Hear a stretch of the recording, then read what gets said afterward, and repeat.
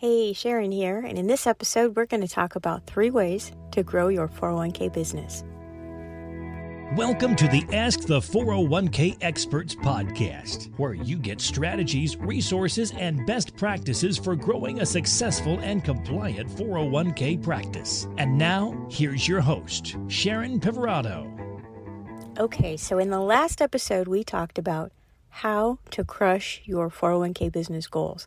And that has to do with putting pen to paper and documenting very specific goals that you have for growing your business. In this episode, though, we're going to talk about how to actually grow your business. Now, in any industry, there are a few ways that you can do this.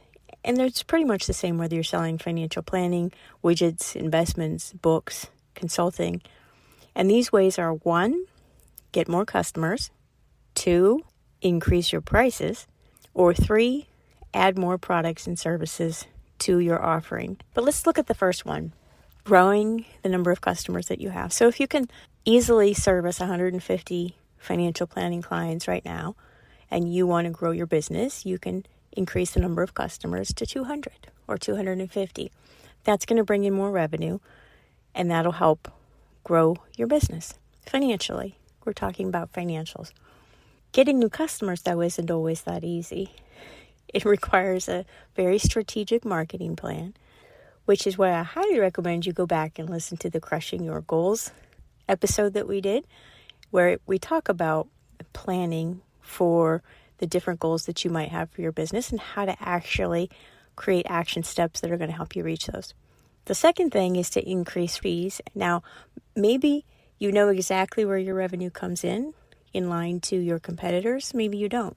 If you haven't benchmarked your own consultant fees, I highly recommend that you do that. And I'll give you some resources at the end of this episode for where you might get that information. Increasing your fees is one way that you can grow your business.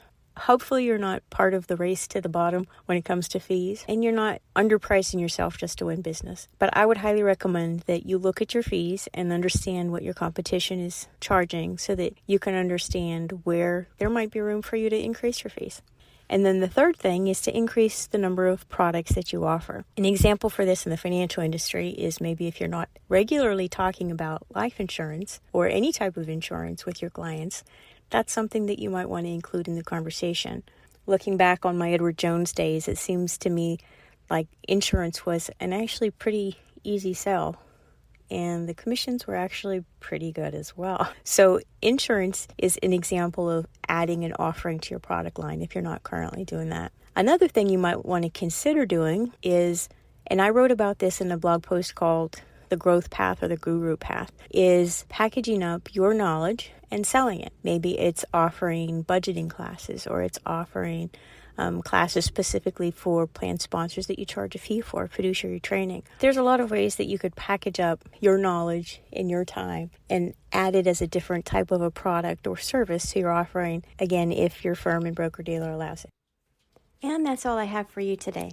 I hope that this information helps as you consider whether you have the resources to take on new business, increase your number of clients, whether increasing your product line makes the most sense, or if identifying how you might adjust your fee structure.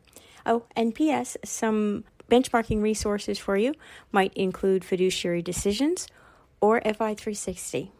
Hope that helps. Have a great day. Thanks for listening. If you want more resources, strategies, and best practices for growing a successful 401k practice, be sure to subscribe to the Ask the Experts podcast in iTunes so you don't miss out on new ideas from future conversations. Then be sure to visit the main site, 401kbestpractices.com. When you enter your email address to join the 401k Best Practice community, you'll get access to my most advanced strategies and resources to grow and protect your 401k business. Again, that's 401kbestpractices.com.